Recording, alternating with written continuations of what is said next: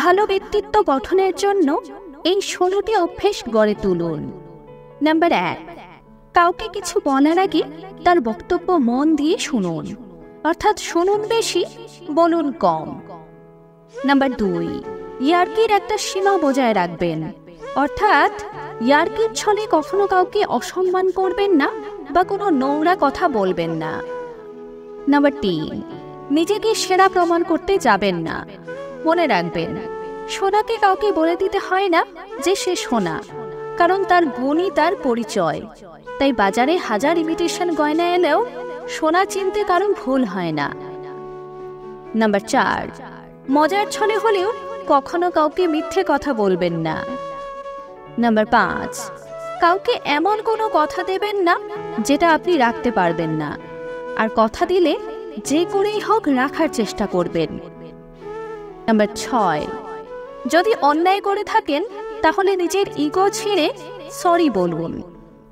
Number 7, যে বিষয়ে কোনো নলেজ নেই সেই বিষয়ে কোনো মতামত দিতে যাবেন না।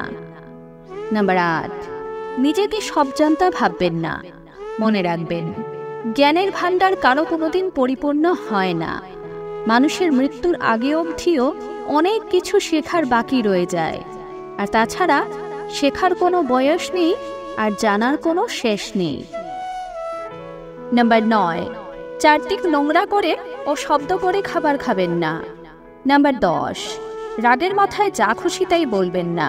নিজের রাগকে নিয়ন্ত্রণ করুন, আর অপরপক্ষ দোষী হলে তাকে এমনভাবে বুদ্ধিদীপ্ত উত্তর দিন যাতে সে একবারেই চুপ হয়ে যায়। নাম্বার 11, বিছানা, ঘর, জামা কাপড়, জুতো এগুলো পরিষ্কার পরিচ্ছন্ন করে রাখুন। নাম্বার 12, শরীর এবং মুখে যাতে দুর্গন্ধ না হয় এটা খেয়াল রাখুন। নাম্বার 13, সহজেই কারো কাছে হাত পাতবেন না। চেষ্টা করবেন নিজেই যাতে সামনে নিতে পারেন। নাম্বার 14, খাবার সামনে এলে অন্যকেও দিন।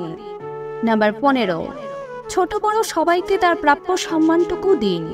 নাম্বার 16, কারণ ছাড়া বোকার মতো হাসবেন না।